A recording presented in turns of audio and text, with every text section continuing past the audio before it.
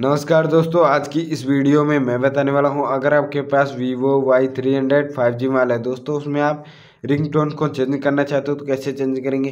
Ringtone change करने के लिए आपको आना है सेटिंग में आने के बाद यहाँ पे आपको साउंड एंड वाइब्रेशन पे क्लिक कर देना है। क्लिक करने के बाद यहाँ पे आपको नीचे की तरफ आना है, तो यहाँ पे आपको फ़ोन रिंगटोन का ऑप्शन मिल जाएगा, इस पर क्लिक कर देना है। क्लिक करने के बाद जो भी आप रिंगटोन चेंज करना चाहते हो उस पर आप क्लिक कर देना है। देख सकते हैं ये प्ले भी हो जाती है, जिस पे आप सेट कर दोगे वो सेट हो जाएगी। और यहाँ पे कस्टम रिंगटोन पे क्लिक करके अगर आपके गैलरी में सॉन्ग पड़े हुए हैं तो उनको भी सेलेक्ट करके लगा सकते हो गाइस।